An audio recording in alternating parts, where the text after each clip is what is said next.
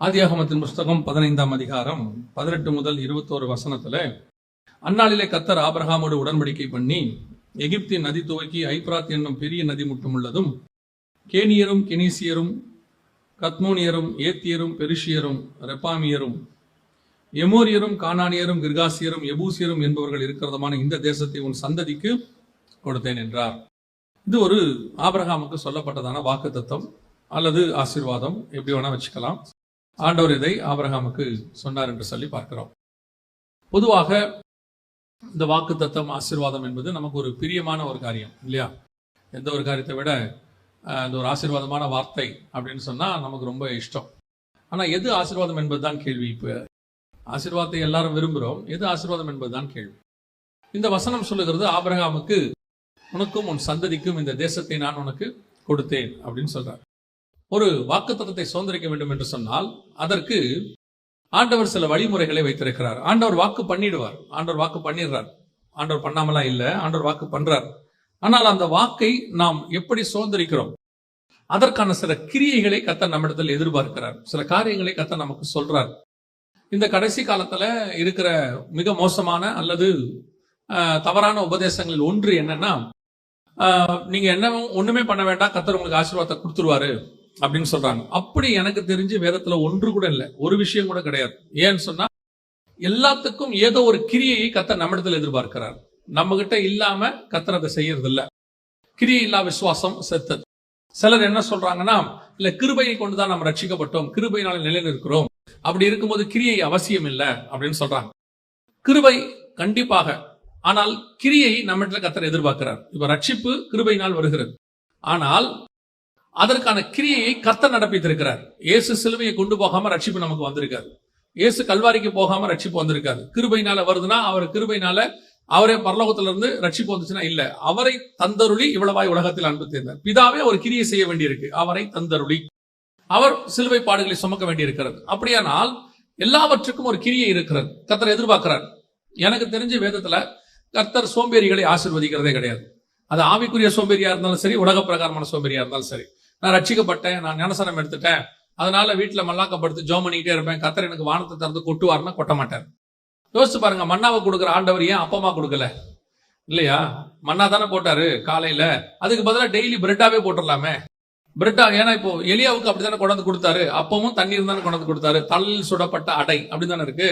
Daily காலையில போனா வெறும் பிரெட்டாவே இருந்தா எவ்வளவு ஈஸியா இருக்கும். ஏன் மன்னாவா கொடுக்கிறாரு? அதை கொண்டாந்து இடித்து பிழிந்து நம்ம என்ன செய்ய வேண்டியிருக்குது, சாப்பிட வேண்டியிருக்கிறது. நம்ம இடத்துல ஒரு கிரியை கர்த்தர் எதிர்பார்க்கிறார்.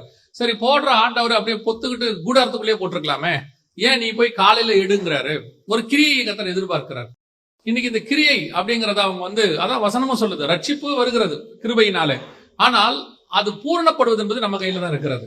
அப்படிதான் வசனம் சொல்லுது, உங்கள் ரட்சிப்பு பூரணப்பட பிரயாசப்படுங்கள், அனுதினமும் ரட்சிக்கப்பட பிரயாசப்படுங்கள் அப்படின்னு. முடிவு பரியந்தம் நிலைநிற்கிறவனே ரட்சிக்கப்படுவான். அப்ப கண்டிப்பாக நம்ம இடத்துல கர்த்தர் என்ன செய்யறாரு, ஒரு கிரியை எதிர்பார்க்கிறார். அப்ப எல்லா வாக்கு தத்தத்துக்கும் ஆண்டவர் இடத்துல இருந்து ஒரு கிரியை எதிர்பார்க்கப்படுகிறது. ஒரு வாக்கு தத்தத்தை சுதந்திரிப்பதற்கு, ஆசீர்வாதம் கொடுப்பதற்கு எல்லாத்துக்கும் இருக்கு. இப்ப கர்த்தர் உங்களுக்கும் வாக்கு பண்ணியிருப்பாரு, சொல்லி இருப்பாரு, நிறைய காரியங்கள் ஆண்டவர் வாழ்க்கையில செய்யறேன்னு சொல்லியிருப்பாரு. ஆனால் அதற்குரியதான ஒரு இடம், எனக்கு ரொம்ப ஆச்சரியப்பட்ட இடம் என்னன்னு கேட்டீங்கன்னா, ஆண்டவர் ஆபிரகாமை பார்த்து சொல்லுவாரு, நான் குறிக்கிற மலையிலே போய் ஈசாக்க பலி கொடுக்க முடியுமா? கர்த்தர் குறித்த இடத்திற்கு ஆபிரகாம் வந்தார் அப்படின்னு. சரி, அவர் தான் அப்படி செஞ்சாருன்னு பார்த்தா சீஷர்ல வர சொல்றார். 28ஆம் அதிகாரம் மத்தேயுல சீஷர்ல வர சொல்றார். எங்க வர சொல்றாருன்னு கேட்டீங்கன்னா, என் சகோதரர்களை நான் குறித்த மலைக்கு வர சொல்லு அப்படின்பார். இந்த பர்டிகுலர் பிளேஸ், ஒரு இடத்துக்கு வர சொல்றார். ஏன் அவங்க இருக்கிற இடத்துக்கே அவங்க போய் பேசலாமே. அப்படின்னா கர்த்தர் அவங்க அங்க வரணும் என்று என்ன செய்யறாரு, எதிர்பார்க்கிறார். அதுதான் கிரியை. அவர் இருக்கிற இடத்துக்கு வந்து பேசுற ஆண்டவர் சில நேரத்துல அவர் குறிக்கிற இடத்துக்கு வர சொல்றார். அந்த மாதிரி கர்த்தர் நம்ம கிட்ட சில கிரியை எதிர்பார்ப்பார், இல்லாம அது நடக்காது. ஆண்டவர் சொல்லிட்டாருங்க நடக்கும் இல்ல, ஏதோ ஒன்றை நம்ம கிட்ட எதிர்பார்ப்பார். அப்ப நான் காண்பிக்கும் தேசத்துக்கு போ, உன் பெயரை பெருமைப்படுத்துவேன். போகாம அந்த பேர் என்ன ஆகாது, பெருமைப்படாது. நீங்க தான் பெருமைப்படுத்த போறீங்களே, நான் பாபிலோன்லயே இருந்துக்கிறேன் அப்படின்னு சொன்னா ஆகாது. கர்த்தர் சொல்ற இடத்துக்கு போகணும். அப்போ அந்த கிரியை வெரி இம்பார்ட்டன்ட். இப்ப ஆண்டவர் ஆபிரகாமுக்கு ஒரு வாக்கு பண்ணுகிறார், உனக்கும் உன் சந்ததிக்கும் இந்த தேசத்தை நான் கொடுத்தேன் அப்படின்னு சொல்றார். அதுக்கு ஆண்டவர் சில காரியங்களை கொடுக்கிறார், சில காரியங்களை சொல்லுகிறார். இப்போ அந்த ஆசீர்வாதம் நமக்கும் உண்டு. ஆபிரகாமுடைய ஆசீர்வாதம் நமக்கு உண்டு. வாசிங்க, கலாத்தியருக்கு எழுதின நிருபம் 3ஆம் அதிகாரம் 14வது வசனத்தை வாசிங்க. 3:14 வாசிங்க. ஆபிரகாமுக்கு உண்டான ஆசீர்வாதம் கிறிஸ்து இயேசுவினால் புறஜாதிகளுக்கு வரும்படியாகவும், நல்லா கவனிங்க, புறஜாதிகளுக்கு வரும்படியாகவும் ஆவியை குறித்து சொல்லப்பட்ட வாக்குத்தத்தத்தை நாம் விசுவாசத்தினாலே பெரும்படியாகவும் இப்படி ஆயிற்று. ஆபிரகாமுக்கு உண்டான ஆசீர்வாதம் கிறிஸ்து இயேசுவினால் புறஜாதிகளுக்கு வரும்படி நமக்கு. அப்ப ஆபிரகாம் கிட்ட சொல்லப்பட்ட எல்லா ஆசீர்வாதங்களும் என்ன செய்யும்? நமக்கும் வரும். அது நமக்கு தான் வரும். பல நேரத்துல இந்த ஆசீர்வாதத்தை குறித்ததான ஒரு சந்தேகம் இருக்கு. ஒருவேளை நான் கொண்டு வந்ததுக்கு ஆண்டவர் வேற ஒரு காரியத்தை சொல்றாரு, அதோட சேர்க்கிறாரு, நான் அதையும் உங்களுக்கு சொல்றேன். அப்போ ஆபிரகாமுக்கு உண்டான ஆசீர்வாதம் புறஜாதிக்கு வரும்படியாக அப்படின்னு இருக்கு. இந்த ஆபிரகாமுடைய ஆசீர்வாதம் முதல்ல என்ன? இப்ப சுதந்திரிக்கிறத பத்தி நம்ம அடுத்து பேசுவோம். எப்படி சுதந்திரிக்கலாம், நான் வந்தது எப்படி சுதந்திரிக்கலாம்ன்றத சொல்றதுக்கு தான். ஆனால் இப்போ இந்த ஆபிரகாமுடைய ஆசீர்வாதம் அப்படின்னா முதல்ல என்ன அப்படின்னு நமக்கு தெரியணும். பாருங்களேன், தெரிஞ்சுட்டு அதுக்கப்புறமா, ஏன்னா நிறைய நேரத்துல இந்த வசனத்தை நம்ம தவறா புரிஞ்சுக்கிட்டோமோ, அல்லது இந்த வசனம் நமக்கு தவறாக ப்ரொஜெக்ட் ஆயிடுச்சோ அப்படின்னு நான் நினைக்கிறேன்.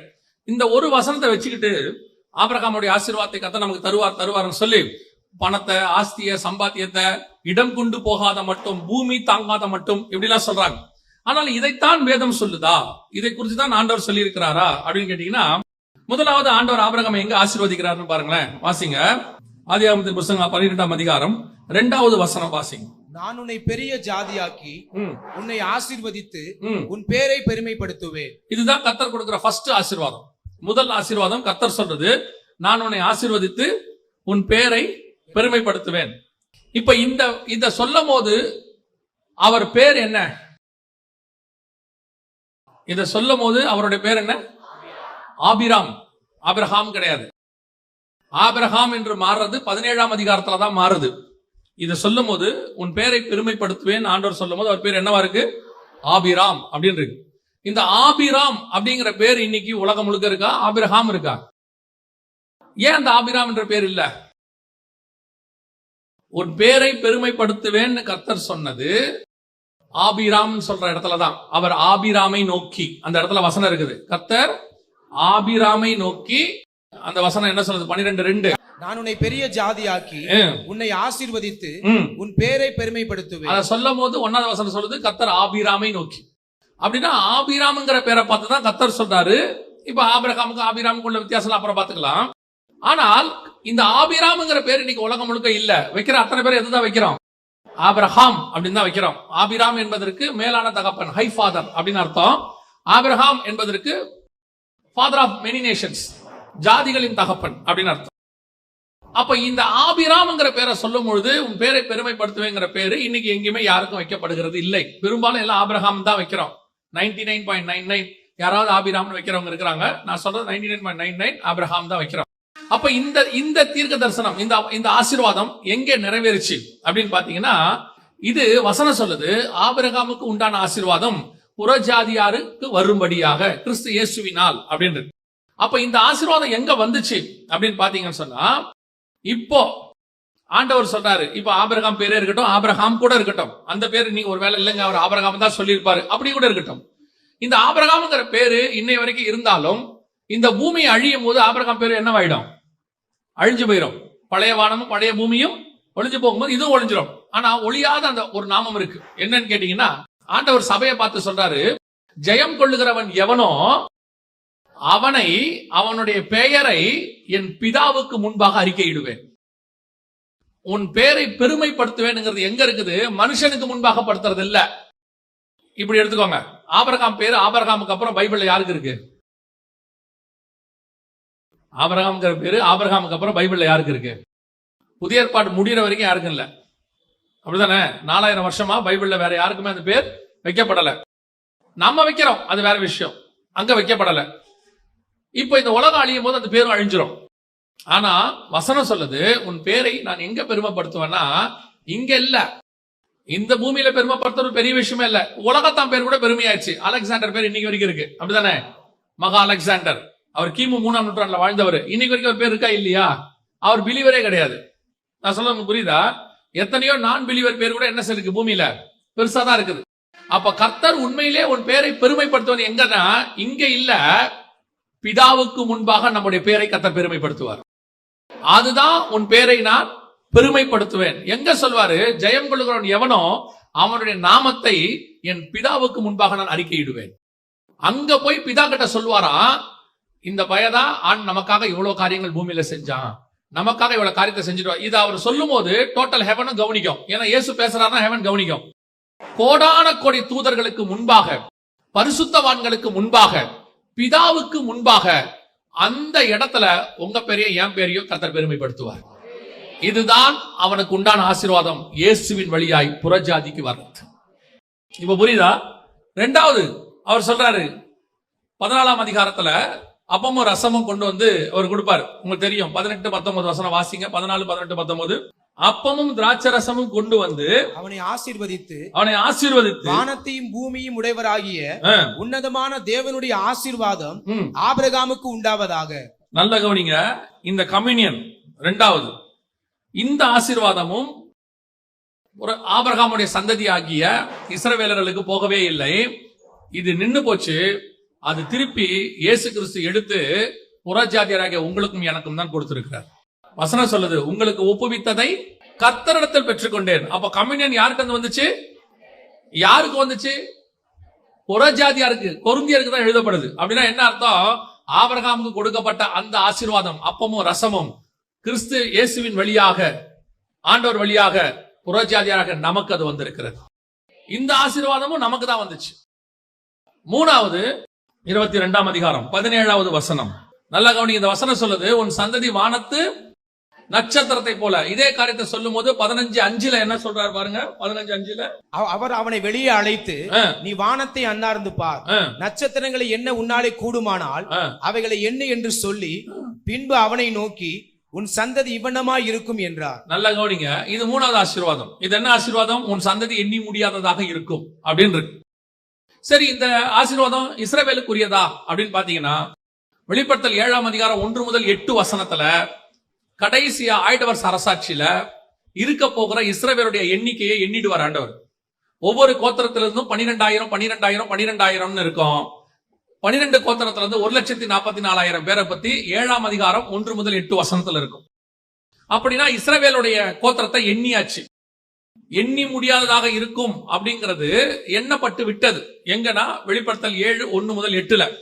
அப்போ உன் சந்ததி வானத்து நட்சத்திரத்தை போல எண்ணி முடியாதாக இருக்கும் சொன்னது யார பத்தினா, அதே வெளிப்படுத்தல் 7ஆம் அதிகாரம் 9ஆம் வசனத்துல, இவைகளுக்கு பின்பு நான் பார்த்த போது சகல கோத்திரத்திலிருந்தும் ஜாதிகளிலிருந்தும் பாஷைக்காரிலிருந்தும் மீட்கப்பட்டதும் ஒருவரும் எண்ணக்கூடாததுமாகிய திரளான கூட்டமாகிய ஜனம், இவர்கள் யார் என்று சொல்ல கேட்டேன். பின்னாடி கீழே இருக்குது, இவர்கள் ஆட்டுக்குட்டியின் ரத்தத்தினால் தங்கள் வஸ்திரங்களை தோய்த்து வெளுத்தவர்கள். இதுவும் புறஜாதியாரை குறித்து, உங்களை குறித்தும் என்னை குறித்து தான் சொல்லப்பட்டிருக்கிறது. ஆபிரகாமுக்கு உண்டான ஆசீர்வாதம் இயேசு கிறிஸ்துவின் வழியாக புறஜாதியாருக்கு வந்துடுச்சு. எல்லா ஆசீர்வாதமும் ஆபிரகாமுக்கு சொன்னது உங்களையும் என்னையும் நினைச்சுதான் கர்த்தர் சொன்னார். அது புறஜாதியாருக்கு என்று சொல்லப்பட்டது. எண்ணி முடியாத ஒரு பெரிய கூட்டம். அப்பமும் ரசமும் பேரை பெருமைப்படுத்துவேன். எதெல்லாம் ஆபிரகாமுக்கு ஆசீர்வாதம் கர்த்தர் சொன்னாரோ அதெல்லாம் சுதந்திரிச்சது நம்ம கூட்டம், நம்மளதான் இருக்குது. இன்னைக்கு நிறைய பேர் இதை ஸ்பிரிச்சுவல் பிளெஸிங்கா பார்க்காம உலக பிளெஸிங்கா பாக்குறாங்க. Worldly blessing. ஆண்டவர் எண்ணி முடியாத கூட்டமா இருக்கும்னு சொன்னாரு. அப்புறம் வந்துட்டு உனக்கு இந்த தேசத்தை கொடுப்பேன்னு சொன்னாரு. எதை வேணா எடுத்துக்கோங்க. இந்த தேசத்தை பத்தி பேசினா அந்த தேசமான்னு பாத்தீங்கன்னா பூமிக்குரிய தேசத்தை பத்தி இருக்காது. அது வசனம் சொல்லும், பரலோகத்தை பத்தி இருக்கும். எல்லாமே ஆபிரகாமின் ஆசீர்வாதம் அப்படின்னு ஆண்டவர் சொல்றது அத்தனையுமே புறஜாதியாருக்கு கொடுக்கப்படுகிறது. உங்களுக்கும் எனக்குமான ஒரு ஆசீர்வாதமாக இருக்கிறது. அப்படின்னா இதை சுதந்திரிப்பது எப்படி? இப்ப புரிஞ்சுக்கோங்க. ஆசீர்வாதம் என்பது நாட் அபவுட் மெட்டீரியல், இது ஃபுல்லி பேஸ்ட் ஆன் ஸ்பிரிச்சுவல். அப்போ உலக பிரகாரம் ஆசீர்வாதம் கிடையாதா அப்படின்னு கேட்டீங்கன்னா, வசனம் தெளிவா சொல்லுது, முதலாவது தேவனுடைய ராஜ்யத்தையும் அவர் நீதியையும் தேடுங்கள், பின்பு இவை யாவும் உங்களுக்கு கூட கொடுக்கப்படும். தானா வரும். இதை நீங்க கேட்க வேண்டிய அவசியமே இல்ல. இப்ப என்ன சொல்றோம்? இல்ல கேளுங்கள் அப்பொழுது உங்கள் சந்தோஷம் நிறைவா இருக்கும்படி உங்கள் பரமபிதா கொடுப்பாருன்னு இருக்குது. எதை பத்தி இருக்குதுன்னு பாருங்க. நீங்கள் கேளுங்கள். அதுக்கு முன்னாடி ஆண்டவர் சொல்றாரு, மீன் கேட்டால் பாம்பை தருவாரோ, எல்லாத்தையும் சொல்லிட்டு நீங்கள் கேளுங்கள் அப்பொழுது உங்கள் பரமபிதா தருவாரு. எதை பத்தி தருவாரு? லூக்கால சொல்லுது, நீங்கள் கேளுங்கள் உங்கள் சந்தோஷம் நிறைவா இருக்கும்படி பரமபிதா பரிசுத்த ஆவியை தருவாருன்னு. இதத்தான் இதே வசனத்துல வாசிச்சோம். கலாத்தியர் 3ல ஆபிரகாமுக்கு உண்டான ஆசீர்வாதம் இயேசு கிறிஸ்துவின் வழியாக புறஜாதியாருக்கு வரும்படியாகவும் பரிசுத்த ஆவியை குறித்த வாக்கு தத்தத்தை நாம் விசுவாசத்தினாலே பெரும்படியாகவும் இப்படி ஆயிற்று. அப்படின்னா என்ன அர்த்தம்? ஆசீர்வாதம், வாக்கு தத்தம் எல்லாமே ஸ்பிரிச்சுவல், எல்லாமே கீழானவைகள் மேலானவைகள். இன்னைக்கு சபை இந்த கீழானத்தை நோக்கி திரும்பிடுச்சு, மெட்டீரியலிஸ்டிக்கா மாறிடுச்சு. இதையே போதனையா மாறி, இதையே ஆசீர்வாதமா மாத்தி, இதுதான் ஸ்பிரிச்சுவாலிட்டி அப்படின்னு ஒரு ராங்கா காட்டி விட்டாங்க. சோ இப்ப நம்ம முழுக்க முழுக்க எதுக்கு பின்னாடி ஓடிட்டு இருக்கிறோம்? கால் மிதிக்கும் தேசத்தை தருவார். என்ன சொல்றாரு? மிதிக்கிற தேசத்தை தருவார். நீங்க யோசித்து பாருங்க, கால் மிதிக்கிற தேசத்தை தருவார் ஆண்டவர் சொன்னாரு. இப்போ இங்க இந்தியாவில் கிறிஸ்தவம் வளர்ந்துருக்குதா குறைஞ்சிருக்குதான்னு கேட்டா, இந்தியா நம்ம கைக்கு 2000 வருஷத்துல வந்திருக்குதானா? வராது. ஏன்னா அவர் பேசுறது இந்திய தேசத்தை குறிச்சு அல்ல, அவர் பேசுறது பரலோகத்தை குறிச்சு. அவன் அதையெல்லாம் அதிலும் மேன்மையான பரம தேசத்தை அவன் நாடினான். எந்த ஒரு விஷயத்தை வேணா எடுத்துக்கோங்க, அது முழுக்க முழுக்க ஸ்பிரிச்சுவல். அப்படித்தான் பார்க்கணும். அப்படி இருந்தால்தான் அது உங்களுக்கு ஒரு ஆவிக்குரிய ஆசீர்வாதத்தை கொண்டு வரும். இல்லைன்னா உங்களுக்கு என்ன ஆகும்னு கேட்டீங்கன்னா, உங்களை அப்படியே மாயையான உலக பக்கம் திருப்பிடுவாங்க. நான் சொல்றேன், இந்த இயேசுவை நான் ஏற்றுக்கொண்டு, புறஜாதி மார்க்கத்துல இருந்து இயேசுவை நான் ஏற்றுக்கொண்டு கிட்டத்தட்ட ஒரு 33 வருஷம் ஆகுது. இந்த 33 வருஷத்துல நான் இயேசு கிட்ட தெரிஞ்சுக்கிட்டது ஒண்ணுன்னா, இந்த உலக ஆசீர்வாதங்கிறது இயேசுடைய பார்வைக்கு அப்படிங்கிற மாதிரி ஒரு சின்ன விஷயம். 5000 பேருக்கு சாப்பாடு 5 நிமிஷத்துல ரெடி பண்ணி கையில கொடுத்துருவாரு. மிச்சம் 12 நிறைய கூட நிறைய எடுக்க மாதிரி கர்த்தர் கொடுப்பார். அதெல்லாம் ஆண்டவருக்கு ஒரு பெரிய விஷயமே கிடையாது. அதுக்காக நாம இவ்வளவு கஷ்டப்படணும்னு அவசியமே இல்ல. அதுக்காகத்தான் இயேசு சிலுவைக்கு போகணும்ன்ற அவசியமும் இல்லை. நம்மள பணக்காரராக்கிறதுக்கு அவர் ஏன் வந்து இங்க சிலுவைக்கு போனோம்? நிறைய பேர் போதிக்கிறாங்க, நம்ம ஐஸ்வர்யனாக்கும்படி அவர் தரித்திரர் ஆனார். ஏன் அதுக்கு முன்னாடி எல்லாம் ஏழையா இருந்தாங்களா? பவுல் ஏழையா இருந்தாரு. அதுக்கு முன்னாடி பவுல் பணக்காரனா தானே இருந்தாரு. கொர்நேலியஸ் ஏழையா இருந்தாரா? அவரை பணக்காரராக்கிறதுக்கு இயேசு சிலுவைக்கு போனாரான்னா, இயேசுக்காக அவங்க ஏழை ஆயிட்டாங்க. அவங்க இயேசுக்காக எல்லாவற்றையும் நஷ்டமும் குப்பையும் என்று விட்டாங்கன்ற ஒழிய, நமக்காக அவர் அப்படி. அப்ப அந்த வசனத்துக்கான அர்த்தம் வேற. நம்மை ஐஸ்வர்யனாக்கும்படி சிமரன் சபைக்கு சொல்றாரு, ஐஸ்வர்யம் உள்ளவனா இருந்தும் உனக்கு இருக்கும் தரித்திரத்தை நான் அறிந்திருக்கிறேன். அவர் பேசுறது ஸ்பிரிச்சுவாலிட்டி. இன்னைக்கு சபை வசனத்தை ஸ்பிரிச்சுவலா பார்க்காம லிட்டரலா அப்படியே எடுத்துக்கிச்சு. அதனுடைய விளைவு என்ன ஆயிருச்சு? ஸ்பிரிச்சுவல் வெளிப்பாடு கிடைக்காம போயிருச்சு. சர்ச்சுக்கு சபை பூமிக்குரிய நோக்கியே ஓடுது. இதுக்கு பின்னாடியே இருக்கு. அதனுடைய விளைவாக ஆவிக்குரிய ஆசீர்வாதத்தை சுதந்திரிக்கவே முடியல கடந்த 30-40 வருஷமா. அதுக்கு முன்னாடி அப்படி இல்ல.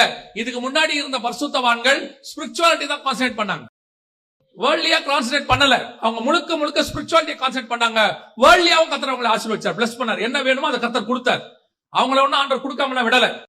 இன்னைக்கு நீங்க எதுக்கு பின்னாடி ஓடுறீங்க? உங்களுக்கு 23ஆம் சங்கீதம் தெரியும் நினைக்கிறேன். என் ஜீவனுள்ள நாளெல்லாம் நன்மையும் கிருபையும் என்னை தொடரும். அதோட அர்த்தம் என்னன்னா, கர்த்தர் மேய்க்கிற இடத்துல நான் மேய்ஞ்சிக்கிட்டே இருப்பேன், நன்மையும் கிருபையும் பின்னாடி வந்துகிட்டே இருக்கும் அர்த்தம். அவ்வளவுதான்.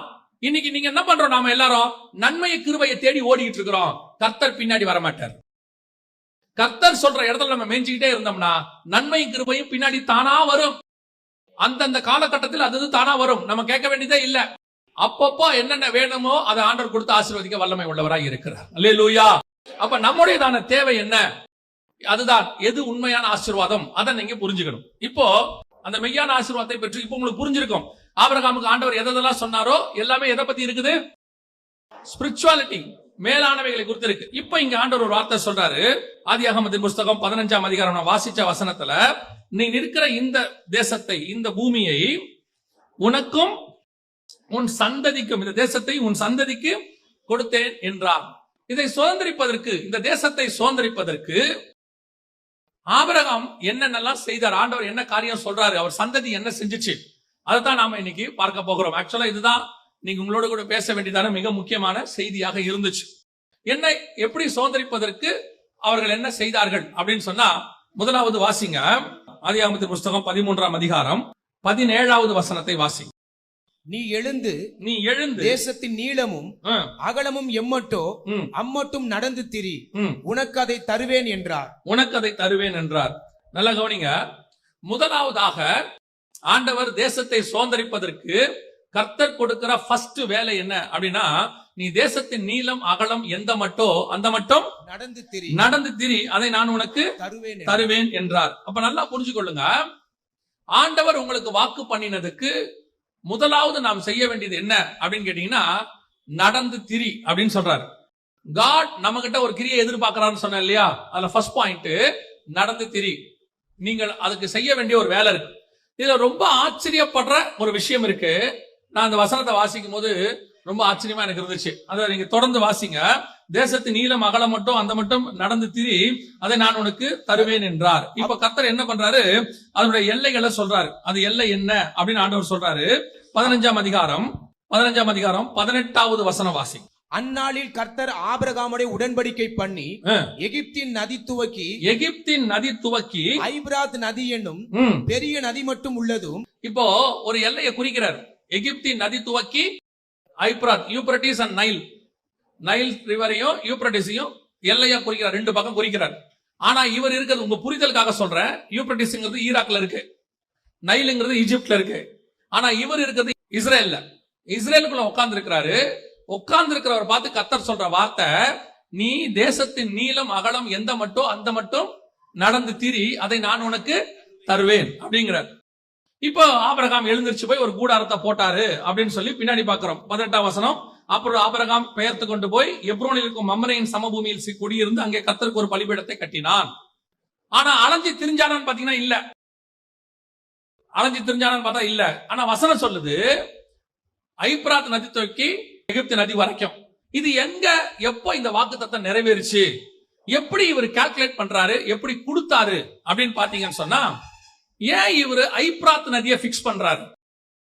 ஐபிராத் நதி மட்டும் அப்படின்றதுல யூப்ரட்டிஸ் ஏன் அதை பிக்ஸ் பண்றாரு அப்படின்னு கேட்டீங்கன்னா, வாசிங்க அப்போஸ்தலர் நடபடிகள் 7ஆம் அதிகாரம் 2ஆம் வசனம் வாசிங்க. அதற்கு அவன், சகோதரரே பிதாக்களே கேளுங்கள், நம்முடைய பிதாவாகிய ஆபிரகாம் காரானூரிலே குடியிருக்கிறதற்கு முன்னமே மெசபொத்தோமியா நாட்டில் இருக்கும்போது. மெசபொத்தோமியா எங்க இருக்கு தெரியுமா? மெசபொத்தோமியா ஈராக். மெசபொத்தோமியா தான் ஈராக். அப்படின்னா என்ன அர்த்தம்னா, 2 நதிகளுக்கு உட்பட்ட இடம் அப்படிங்கிறதுக்கு பேர் தான் மெசபொத்தோமியாம்பாங்க. 3 பக்கம் தண்ணி இருந்தா அதுக்கு பேரு தீபகற்பம்பாங்க. சுத்தி தண்ணி இருந்தா அதுக்கு பேரு தீவும்பாங்க. 2 பக்கம் தண்ணி இருந்து நடுவுல லேண்ட் இருந்தா அதுக்கு மெசபொத்தோமியாம்பாங்க. இது பாபிலோனிய வார்த்தை. இவர் சொல்றாரு அப்போஸ்தலர் நடபடிகள் 7:2 காரானூரில் குடியிருக்கும் முன்னமே அப்படின்னா என்ன அர்த்தம்? ஆதியாகமம் 12:1-2 கர்த்தர் சொன்னார்ல, நான் காண்பிக்கும் தேசத்துக்கு போன்னு சொல்லும் போது ஆபிரகாம் காரான்ல தான் இருக்கிறார். அதுக்கு முந்தின வசனத்துல அவர் ஆரான் மட்டும் வந்து அங்கே தங்கி இருந்தார்னு இருக்கு. அவர் ஆரான்ல இருக்கிறார். ஆரான்ல இருக்கும் போது தான் ஆதியாகமத்துல கர்த்தர் பேசுறாரு, நீ எழுந்து எங்க போ, நான் காண்பிக்கும் தேசத்துக்கு போன்னு.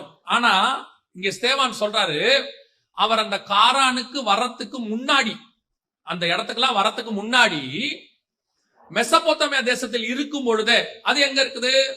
ஆதியாகமம் 11:31 தேராக தன் குமாரனாகிய ஆபிரகாமையும் லோத்துவையும் தன் மருமகளாகிய சாராளையும் கூட்டிக் கொண்டு ஊர் என்கிற கல்தேயருடைய பட்டணம் இருக்குல்ல, அதான் மெசபொத்தோமியா, அதான் பாபிலோன், அதான் ஈராக்கு, அதான் சினையார் தேசம், எல்லாம் ஒரே பேர் தான் அது. அங்கிருந்து புறப்படுறதான் கர்த்தர் சொல்றார் மெசபொத்தோமியா தேசத்தில் இருக்கும் பொழுதே. இப்போ ஆபிரகாம் கானானுக்கு வந்துட்டாரு. வரும்போது கர்த்தர் சொல்றாரு, தேசத்து நீளம் அகலம் எந்த மட்டும் எழுந்து திரிதி நட, அதை நான் உனக்கு தருவேன். ஆபிரகாம் போய் மம்ரேல போய் ஒரு பலிபீடத்தை கட்டிட்டார். இப்போ கர்த்தர் ஆபிரகாமுக்கு குறிச்ச எல்லையை நல்லா முடிவு பண்ணிக்கோங்க. வாக்கு பண்ணினது கானானுக்கு வந்த பிறகுதான் வாக்கு தத்தத்தை பண்றாரு.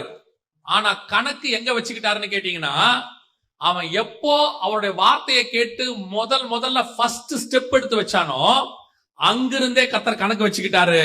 அதுல இருந்து உன் எல்லையை நான் குறிக்கிறேன் என்று கர்த்தர் சொல்லுகிறார். பல நேரத்துல நீங்க நான் நினைக்கிறது என்ன, நான் ஊழியத்துக்கு வந்துட்டேன், ஊழியத்துக்கு வந்த பிறகு கர்த்தர் எனக்கு வாக்கு பண்றாரு, அல்லது ஒரு சிச்சுவேஷன் வருது கர்த்தர் எனக்கு ஒரு வாக்கு பண்றாரு, அந்த இடத்துல கர்த்தர் சொல்ல உண்மை, அந்தந்த சிச்சுவேஷனுக்கு ஒரு வாக்கு தத்தம் கர்த்தர் கொடுக்கிறார். ஏன்னா அந்த வாக்கு தத்தம் தான் உங்களை என்னையும் வாழ வைக்குது. அந்த நேரத்துக்கு அதுதான் ஜீவன். பெரிய பிரச்சனை ஒண்ணு வருது, அந்த நேரத்துல கர்த்தர் சொல்லுவார், ஒரு வார்த்தையை சொல்லுவார், அது உங்களை ஓட வைக்கும். தொடர்ந்து வாழ்றதுக்கு அந்த வாக்கு தத்தம் நமக்கு ஆக்சிஜன் மாதிரி இருக்கு, மாற்றுக்கிறதே இல்ல. ஆனா உங்களுக்கு எனக்கு கர்த்தர் பிக்ஸ் பண்ற எல்லை எது தெரியுமா? இன்னைக்கு கொடுக்கிற வாக்கு தத்தம் அல்ல, இன்னைக்கு நடக்கிற சம்பவம் அல்ல. என்னைக்கு முதல்ல கர்த்தரை சொந்த ரட்சகராக ஏற்றுக்கொண்டு முதல் ஸ்டெப்ப வச்சோமோ அன்னைக்கே கர்த்தர் உங்களை என்னையும் கர்த்தர் முடிவு பண்ணிட்டார். அதுதான் எல்லைன்னு கர்த்தர் அன்னைக்கே வச்சுக்கிட்டார். நம்ம தான் நினைச்சுக்கிறோம் கர்த்தர் இப்ப நம்மள வேறு பிரிச்சாரு, இன்னைக்கு இன்று முதல் ஆசீர்வதிப்பார். ஆண்டவர் சொல்ற நம்ம எடுத்துக்கிறோம். எப்படி எடுத்துக்கிறோம்? அப்புறம் கேட்கிறோம், ஆண்டவருக்கு இன்னும் ஆண்டவர் சொல்லாம இருக்கிறாரு, செய்யாம இருக்கிறாரு. நான் இப்ப உங்களுக்கு சொல்றேன், வசனத்தின்படி சொல்றேன். எங்க நீங்க முதல் கீழ்ப்படிதல் செஞ்சீங்களோ 20 வருஷத்துக்கு முன்னாடி, 30 வருஷத்துக்கு முன்னாடி, முதல்ல என்னைக்கு கர்த்தருக்கு ஒப்பு கொடுத்தீங்களோ அந்த செகண்ட், அந்த கீழ்ப்படிதலை பரலோகம் கணக்கு வச்சுக்கிச்சு. ஒவ்வொரு ஸ்டெப்பையும் கர்த்தர் கணக்கு வச்சிருக்கிறார். அன்னையில இருந்து ஒரு ஸ்டெப். அவன் கானானுக்கு வந்துட்டான், இஸ்ரவேல்ல வந்து உட்கார்ந்துட்டான், கூடாரத்தை போட்டுட்டான். ஆண்டவரே எனக்கு தேசத்தை எப்போ தருவீங்கன்னு கேட்கிறான் 15ஆம் அதிகாரத்துல. அதுக்கு எல்லைய சொல்றாரு, சினையார் தேசத்துல, அதாவது ஐப்ராத் நதியில வச்சிருக்கிறப்பா. எப்படி சொல்றீங்க ஆண்டவரே? நீ என்னைக்கு முதல்ல எனக்கு கீழ்ப்படிஞ்சியோ அன்னையில இருந்து நீ என் கணக்குல வந்துட்டடா. உன்னை பொறுத்த வரைக்கும் தான் இன்னைக்கு ஆசீர்வாதம். என்னை பொறுத்த வரைக்கும் நீ என்னைக்கு எங்கிட்ட வந்தியோ அன்னையில இருந்து உனக்கு ஆசீர்வாதம். அல்லேலூயா. அந்த தேவன் நம்முடைய தேவனாக இருக்கிறார். ஆபிரகாமின் ஆசீர்வாதம் புறஜாதியாருக்கு வரும்படிக்கு நீங்கள் நானும் என்னைக்கு முதல்ல இயேசுவை ஏத்துக்கிட்டோமோ அன்னையில இருந்து ஆசீர்வாதத்துக்குள்ளதான் இருக்கிறோம். அன்னையில இருந்து வாக்கு தத்தத்துக்குள்ளதான் இருக்கிறோம். அன்னையில இருந்து அவருடைய எல்லைக்குள்ளதான் இருக்கிறோம். நாம நினைச்சுக்கிறோம் நடுவுல போறோம் வரோம். இதுல ஒரு இன்னொரு பெரிய விஷயம் என்ன தெரியுமா? அதே வசனத்துல திருப்பி சொல்றாரு பாருங்க. அந்த எல்லையை குறிக்கும் பொழுது ஆண்டவர் சொல்றத வார்த்தை பாருங்க. 15ஆம் அதிகாரத்துல அந்த வசனத்தை திருப்பி வாசிங்க. அந்நாளிலே கர்த்தர் ஆபிரகாமோடு உடன்படிக்கை பண்ணி எகிப்தின் நதி துவக்கி ஐப்ராத் என்னும் பெரிய நதி மட்டும் உள்ளதும். எந்த நதி துவக்கி? எகிப்தின் நதி துவக்கி. அப்படின்னா என்ன அர்த்தம்? ஆபிரகாம் எப்ப எகிப்து போனாரு? 13ஆம் அதிகாரத்துல பஞ்சம் வந்த உடனே ஆபிரகாம் எங்க போயிட்டாரு? எகிப்துக்கு போயிட்டாரு. எகிப்துக்கு போய் அங்க போய் பார்வோன்ட்ட பிரச்சனை வந்து ஆகார கூட்டிக்கிட்டு திருப்பி வந்துட்டார், கானானுக்கு வந்துட்டார். ஆனா இவர் என்ன சொல்றாரு? ஆபிரகாம், நீ என் சொல்லுக்கு கீழ்ப்படிந்து நீ எங்க போன? நீ அங்க இருந்து புறப்பட்டிய ஐப்ராத்துல இருந்து, அங்க இருந்தே கணக்கு வச்சுக்கிட்டேன். சில நேரத்துல நீ கொஞ்சம் அப்படி வழி விலகி வெளியே போன பாரு. வழி விலகி போய் அந்த இடத்துல வந்துட்டு எகிப்துல இருந்து திருப்பி வந்த பாரு. அந்த ஸ்டெப்பையுமே நான் கணக்கு தான் வச்சுக்கிட்டேன். உனக்கு அது சாபமாக முடியவில்லை. அதை மீண்டுமாக நான் ஆசீர்வாதமாய் மாத்தி அதையே உன் எல்லையாக நான் குறிச்சிட்டேன். எகிப்துக்கு அவன் அப்பதானே போனார், ஒரே தடவை தான் போனார் எகிப்துக்கு. அந்த ஒரு தடவை அவர் எகிப்துக்கு போன போது அவர் சொல்றாரு, எகிப்தின் நதி துவக்கி அங்கிருந்து ஆரம்பிச்சுக்கிட்டேன் ஆபிரகாம். பல நேரத்தில் நம்ம ஆவிக்குரிய வாழ்க்கையில பின்மாற்றம் அடைகிறோம், கொஞ்சம் பின்னாடி போறோம், கொஞ்ச நாள் ஆண்டவர் விட்டு தூரம் போறோம், திருப்பி வரோம், மனம் திரும்புறோம். நம்ம என்ன நினைச்சுக்கிட்டோம்? ஆண்டவர் விட்டு போயிட்டேன், இப்ப திருப்பி புதுசா வந்திருக்கிறேன். உண்மைதான், புதுப்பிச்சுட்டாரு எல்லாம். ஆனா அந்த இடைப்பட்ட காலம் இருக்குல்ல, அந்த பின்மாற்றம் அடைஞ்ச காலத்தை கர்த்தர் கணக்கு வச்சுக்கலையா? அதை கூட உனக்கு ஆசீர்வாதமா தான் மாத்தி கொடுக்கிறாராம். நான் என் தேவனை பொறுத்த வரைக்கும் நான் அனுபவிச்சதை சொல்றேன். நாம விழுந்தாலும் அந்த வீழ்ச்சியில கர்த்தர் நம்ம எப்படி தூக்கி எடுத்து ஆசீர்வாதமாய் மாத்துவார் என்பதை கர்த்தர் இருக்கு. அது தேவனால் முடியும். எப்படி முடியும் சொல்றீங்க? நான் உங்களுக்கு சொல்றேன். இப்போ இஸ்ரவேல் ஜனங்க கானானுக்குள்ள போனாங்க. போன உடனே அங்க பார்த்தா ராட்சதர்கள் இருந்தாங்க, ஜெயின்ஸ் இருந்தாங்க. பார்த்த உடனே இவங்களுக்கு ரொம்ப இதாயிருச்சு. ஐயோ, ஜெயின்ஸ் எல்லாம் இருக்கிறாங்க அப்படின்னு சொல்லிட்டு திருப்பி வந்துட்டாங்க. வந்த உடனே நம்ம ஆண்டவர் ஒரு வார்த்தை சொல்வாரு, நீங்க போய் 40 வருஷம் சுத்தி வாங்க பாரு. 40 நாள் சுத்தி பார்த்ததுக்கு என்ன பண்ணுங்க? இத பாக்குறதுக்கு எப்படி இருக்கும்னு தெரியுங்கன்னா, அவங்கள கர்த்தர் தண்டிச்ச மாதிரி இருக்கும். அவங்களுக்கும் எப்படி இருந்துச்சுன்னா, அந்த வழி மனமடி உண்டாக்கிட்டு இருக்க என்ன ஆகமத்துல அந்த வழி அவங்களுக்கு என்ன உண்டாச்சு? மனமடிவு. என்னன்னா 40 வருஷம் சுத்தணுமா அப்படின்னு சொல்லி பாக்கிறதுக்கு நமக்கும் அப்படிதான் இருந்துச்சு. இந்த வேதத்தை நான் படிச்சதுல 2 காரியம் இருக்கு. ஒன்று, கிறிஸ்துவை அறிகிற அறிவன் பிலிப்பில் இருக்கும். அதுவே பேதுருல வரும்போது தேவனை அறிகிற அறிவன் இருக்கும். கிறிஸ்துவ அறிஞ்சாதான் நீங்க தேவனையே அறிய முடியும். என்னை அல்லாமல் ஒருவனும் பிதாவினிடத்துல வரான், என்னை கண்டவன் பிதாவை கண்டான். 2 அறிகிற அறிவு இருக்கு. அதுல ஒண்ணு கிறிஸ்துவை அறிகிறது. நான் இந்த 2 அறிவுல கிறிஸ்துவை அறிகிற அறிவுல பார்த்தது ஒண்ணு என்னன்னு கண்டுபிடிச்சானா, நம்ம பிதாவாகிய தேவன் வாயிலிருந்து சாபங்கிற வார்த்தை வரவே வராது. எப்படிங்க சொல்றீங்க? ஏன்னு சொன்னா அவர் டிசைன்லயே சாபம் இல்ல. உள்ள ஒண்ணு இருந்தா தானே வெளியே வரும். அவர் டிசைன்லயே சாபம் இல்ல. அவர் சாபமா சொல்ற எல்லா விஷயமும் ஏதோ ஒரு விதத்துல உங்களுக்கு எனக்கு ஆசீர்வாதமா தான் இருக்கும். அது நம்ம புரிஞ்சுக்கிறது கஷ்டம். எப்படிங்க சொல்றீங்க? இப்ப நிறைய பேர் சொல்லுவாங்க, இப்போ ஆண்டவருடைய ஆதாம பார்த்து சொன்னாரு, நீ சாகவே சாவாய். அந்த மரணம் ஆசீர்வாதங்கிறீங்களா சாபங்கிறீங்களா? ஒருவேளை மனுஷன் அந்த நன்மை தீமை அறிந்த கனியை சாப்பிட்டுட்டு சாகாம ஜீவனோடு கூட இருந்தானா அவன் பிசாசா மாறிடுவான். தீமையோட என்னன்றைக்கும் உயிரோட இருந்தா அவன் பேர் என்னது? பிசாசு. அவனை மனம் திரும்பணும்னா அவனுக்கு மரணம்ங்கிறதான ஒரு டெஸ்டினேஷன் வச்சாரு. இப்ப கூட பாருங்க, எதுக்குள்ள நீங்க ரட்சிக்கப்படணும்? மரணத்துக்குள்ள ரட்சிக்கப்படணும், மரணத்துக்குள்ள ஞானஸ்நானம் எடுக்கணும். இந்த மரணம் தான் டெஸ்டினேஷன். பாவம் செய்யாம இருக்கும் போது மரணம் கிடையாது, மரணம் சாபமா இருக்கு.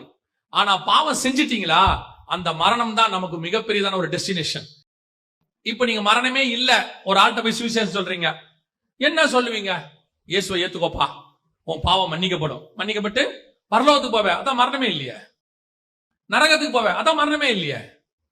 எங்கேயுமே போக மாட்டோமே, அப்புறம் எதுக்கு ரட்சிக்கப்பட போற? நீ சாவறதுக்குள்ள அதான் சாவே இல்லையே. அப்ப அந்த மரணம் என்பது கர்த்தர் பிக்ஸ் பண்றது. ரெண்டாவது சொல்வாரு, நெத்தி வேர்வை நிலத்துல விழும், நீ விழுந்து சாப்பிடுவ, அந்த வேர்வையில சாப்பிடுவ. நிறைய பேர் அதை சாபம்ங்கிறாங்க. கர்த்தர் ஏன் அதை சொன்னாருன்னா, இப்ப நீ பாவம் செஞ்சுட்ட, இனிமேட்டு உன் உடம்புல வந்து வியாதி வரும், பலகீனம் வரும். நீ வாழ்ற வரைக்கும் வியாதி இல்லாம வாழ்றதுக்கு அந்த உழைப்பு வேர்வை தான் நல்லது. நீ அதை பிக்ஸ் பண்ணிக்கோ, அது உனக்கு நல்லது. இப்ப பாருங்க, நம்மால அத்தனை பேருடைய மைண்ட் செட் என்ன? வேர்வை இல்லாம வேலை பார்க்கணும், ஒயிட் காலர் ஜாப், ஏசியில போய் உட்காந்து வேலை பார்க்கணும், ஃபேனுக்கு கீழே வேலை பார்க்கணும். கரெக்ட். எல்லாம் வேலை பார்த்துட்டு 40 வயசுக்கு மேல டாக்டர்கிட்ட போனோம், டாக்டர் சொல்றாரு, நல்ல வேர்க்க விறுவிறுக்க வாக்கிங் போங்க, நல்ல வேர்க்கட்ட உடம்பு, நல்லா வாக்கிங் போங்க. இவன் வேலையை தனியாவும் வாக்கிங்க தனியாவும் செய்யறான். கர்த்தர் சொல்றாரு, ரெண்டையும் சேர்த்தே செஞ்சிருன்னு சொன்னார். அவ்வளவுதான். நல்லா கவனிச்சு பாருங்க, இந்த டெக்னாலஜி எல்லாம் வரதுக்கு முன்னாடி நல்ல வேலை பார்த்துக்கிட்டே இருப்பாங்க. 70-80 வயசு வரைக்கும் சுகர் கிடையாது, பிபி கிடையாது, எது கிடையாது. எதுக்கு சொல்றேன்? அந்த காலத்துல பாருங்க, அவர் சொல்றாரு, நல்ல வாய்க்காட்டுல போய் வேலை பார்ப்பாராம், 6 பேக் கேட்காம இருக்கு. ஏன்? ஆண்டவர் சொன்னாரு, வேர்வையோட கூட உன் வாழ்க்கை இருக்கட்டும், சூப்பரா இருக்கும், ஃபர்ஸ்ட் கிளாஸா. அதே மாதிரிதான் ஏவாளுக்கு சொன்னாரு, பிள்ளை பெறும்போது உன் வியாதி என்ன செய்வேன்? பெருக பண்ணுவேன் சொன்னாரு. இன்னைக்கு யோசிச்சு பாருங்க, பிரசவ வலி வருது, ஹாஸ்பிட்டலுக்கு போனோம்னா முதல் கேள்வி என்ன கேக்குறாங்க? வலி வந்துருச்சா அப்படின்னு கேக்குறாங்க. உண்மையான வலியா அப்படின்னு பாக்குறாங்க. வலி வந்தாதான் ஹாஸ்பிட்டல்ல அட்மிஷன் போடுவாங்க. அந்த வலி பெரிய பெனிஃபிட். உங்களுக்கு சைக்காலஜிக்கலி சொல்றேன், டாக்டர் சொன்னது சொல்றேன். இந்த பிரசவ வலி இருக்குல்ல, அந்த வலியை ஃபேஸ் பண்ற பெண்ணுக்கு ரெஸ்ட் ஆஃப் த லைஃப் ஃபேமிலில வர எல்லா ப்ராப்ளத்தையும் ஃபேஸ் பண்ற அளவுக்கு சைக்காலஜிக்கலி தெளிவாயிடுமா. அதனாலதான் அந்த காலத்துல இந்த காலம் வரைக்கும் குடும்பத்துல பெரிய பிரிவினை வராம இருந்துச்சு. எப்ப சிசேரியன் வந்துச்சோ பிரிவினையும் வந்துருச்சு, டிவோர்ஸ் அதிகமாயிருச்சு. காரணம், எதையும் தாங்க முடியற மனப்பக்குவமே இல்லையாமா. டாக்டர் சொல்றாங்க, நான் சொல்லல. கர்த்தர் எதை சொன்னாலும் அவருக்கு பின்னாடி ஒரு ஆசீர்வாதம் இருக்கும். ஆண்டவருக்கு சபிக்கவே தெரியாது, அவர் ஒரு சாபமா சொல்ற மாதிரி இருக்கும், அதுக்கு பின்னாடி நமக்கு தான் ஆசீர்வாதம் இருக்கும். ஏன்னா அவர் தகப்பன். அவரால உங்களை என்னையும் மீட்கத்தான் முடியுமே ஒழிய உங்களை என்னை அழிக்கணும்னு ஒரு நாளும் அவர் நினைக்கவே மாட்டார். இப்போ இஸ்ரவேல் ஜனங்கள் சொன்னார், 40 வருஷம் சுத்தி வான்னு சொன்னார். இவன் நினைச்சுக்கிட்டான் ஏதோ நம்மளை சுத்த சொல்றாரு போலன்னு. சுத்தி வரும்போது நீங்க பாருங்க, நியாயாதிபதிகள் புஸ்தகத்துல இருக்கும் 3ஆம் அதிகாரத்துல, கானான் தேசத்தில் நடந்த சகல யுத்தங்களையும் அறியாதிருந்த இஸ்ரவேல் அனைவரையும் சோதிப்பதற்காகவும் யுத்தத்துக்கு பழக்குவிப்பதற்காகவும் கர்த்தர் விட்டு வைத்த ஜாதி என்னவெனில், பெலிஸ்தரின் 5 அதிபதிகளும் கானானியரும். அப்படிதானே இருக்குது, சகல கானானியரும். இதுல நல்லா கவனிச்சு பாத்தீங்களா, அவன் எந்த ராட்சதனை பார்த்து பயந்தானோ அந்த ராட்சதன் இருக்க மாட்டான். இதுல இந்த லிஸ்ட்ல பாத்தீங்கன்னா அந்த ராட்சசர் இருக்க மாட்டாங்க. அதோட அர்த்தம் என்னன்னா, இவன் 40 வருஷம் சுத்தி வரத்துக்குள்ள அவன் யாரை பார்த்து பயந்தானோ அவனை தூக்கிட்டாரு, அங்க இருந்து ரிமூவ் பண்ணிட்டாரு அந்த இடத்துல இருந்து. அதுக்குதான் சுத்தி வர சொன்னாரு. அதோட கூட பயந்த சந்ததியும் தூக்கிட்டாரு. இப்ப உள்ளுக்குள்ள வர்றது யார் வரா? பயம் இல்லாத ஃப்ரெஷ் சந்ததி. அதோட அர்த்தம் என்ன தெரியுமா? நான் கொடுக்கிற தேசம் பாலும் தேனும் ஓடுகிற தேசம், சந்தோஷமான தேசம். அதுல பயந்து பயந்து நீ வாழக்கூடாது, பயம் இல்லாம சந்தோஷமா வாழணும். இதுக்கு பின்னாடி தான் 40 வருஷம் இருக்குது. கர்த்தர் செய்யற ஒவ்வொன்றுத்துக்கு பின்னாடியும் உங்களுக்கும் எனக்கும் நன்மை தான் இருக்குமே ஒழிய தீமை என்பது இருக்கவே இருக்காது. ஏனால் தேவனால் தீமை செய்ய முடியாது. அவர் தீமையை பார்க்க மாட்டாத சுத்த கண்ணன். அவருடைய டிசைன்லயே தீமை கிடையாது. அவர் எதை நடத்தினாலும் அதுக்கு பின்னாடி நன்மை தான் இருக்கும். சுத்தி வான்னு சொன்னா நன்மை தான் இருக்கும். எங்க தூக்கி நெருப்புல போட்டாலும் அதுல நன்மை தான் இருக்கும். சிங்கக்கபில போட்டாலும் நன்மை தான் இருக்கும். ஏன் நான் கண்டுபிடிச்சது, கர்த்தரால் தீமையை செய்ய முடியாது. ஏன்னா அவர் டிசைன்ல கிடையாது. அப்படி இருக்கும் பொழுது ஆண்டவர் எவ்வளவு நல்லவர் பாருங்களேன். இவனை எகிப்துல போய் பிக்ஸ் பண்றாரு எல்லைய. இப்ப சொல்றாரு, அந்த நைல் நதிக்கு வரைக்கும் போயிட்டு வந்தியா ஆண்டவரே, நான் பஞ்சத்துல தெரியாம போயிட்டேன், அந்த இடத்தையும் வச்சுக்கோ, அதுவும் எல்லையாக இருக்கட்டும். நான் தெரியாம செஞ்ச சில தப்புகளை கூட அதை மாத்தி மீண்டும் அதை ஆசீர்வாதமாக்கி என்னை கொண்டு போய் மறுபடி நிறுத்துவதற்கு கர்த்தர் வல்லமை உள்ளவராய் இருக்கிறார். அந்த தேவன் உனக்கும் எனக்கும் வகுக்கிற வல்லை. பல நேரத்தில் நம்ம சொல்றோம்ல, நடுவுல கொஞ்ச நாள் இப்படி வீணா போச்சுங்க, கொஞ்ச நாள் அப்படி ஆயிப்போச்சு, அது மட்டும் இருந்ததா? ஆண்டவர் சொல்றாரு, கவலைப்படாத, அதையும் ஒரு நாள் மாத்தி ஆசீர்வாதமாய் கொடுப்பதற்கு கர்த்தர் வல்லமை உள்ளவராய். அதுக்கு பெரிய சான்று ஆபிரகாம் தான். எகிப்தின் நதி துவக்கி அவன் எகிப்துக்கு போனது போகக்கூடாத இடம் தான், அந்த இடத்தையும் கர்த்தர் கையில கொடுத்து விட்டார். பல நேரத்துல தெரியாம சில தப்பு செஞ்சிருப்போம். இப்போ ஒரு உதாரணத்துக்கு நான் சொல்றேன், ஆண்டவர் உங்களை சில காரியங்களுக்கு அழைச்சிருப்பாரு, நீங்க வந்திருக்க மாட்டீங்க, அதுக்கு ஒரு 2-3 வருஷம் வேஸ்ட் ஆயிருக்கும். ஆண்டவர் சொல்றாரு, அது நீ தெரியாம செஞ்சது, அந்த 2-3 வருஷத்தையும் பின் நாட்களிலே உனக்கு ஆசீர்வாதமாக்கி மாத்தி உன் வாழ்க்கையை எடுக்கும் போது அதில் நஷ்டம் என்பதே இல்லாதபடிக்கு நான் மாத்தி கொடுத்துருவேன். அல்லேலூயா. இதான் கர்த்தர் கொடுத்த மிக முக்கியமான ஆசீர்வாதம். இதைத்தான் ஆண்டவர் சொன்னாரு, எழுந்து நட. ஆண்டவர் சொன்னா தைரியமா போங்க. கர்த்தர் உங்களுக்கு அந்த கிரியை ரொம்ப முக்கியம். ஆண்டவர் சொல்ற பாதையில போயிட்டே இருங்க. ஆனா ஒவ்வொரு ஸ்டெப்பையும் உங்களுக்கு ஆசீர்வாதமாய் மாத்துகிற தேவன் ஒருவர் உங்களோடு கூட இருக்கிறார். எல்லாத்தையும் கொடுப்பார். எல்லாத்தையும் நான் சொல்றது, அவர் உங்களுக்கு வாக்கு பண்ணின எல்லாத்தையும் கொடுப்பார். ஒன்று கூட வீணா போகாது. நீங்க யோசிச்சுட்டு இருப்பீங்க, நடுவுல அப்படி ஆயிடுச்சு இப்படி ஆயிடுச்சு, கொஞ்சம் அந்த மாதிரி ஆயிட்டேன். இப்போ ஒரு நாள் வரும், கர்த்தர் நினைவு கூறுவார், எல்லாத்தையும் நினைவு கூறுவார், மீண்டுமாக சரி பண்ணி எல்லாத்தையும் கொண்டு வந்து ஆண்டவர் கொடுப்பார். 40 வருஷம் இஸ்ரவேல் ஜனங்களை விட்டுட்டாரு. ஆனால் கர்த்தர் திருப்பி கொண்டு வரும் பொழுது அது அத்தனையும் உங்களுக்கு ஆசீர்வாதமாகத்தான் இருக்கும். அல்லேலூயா. ஆண்டவர் நடத்துற பாதையை குறித்து கவலைப்படாதீங்க. அது சாபமா முடியாது, அது ஆசீர்வாதமாகத்தான் முடியும். அது முடிவு பரியந்தம் கர்த்தர் அப்படித்தான் நடத்துவார்.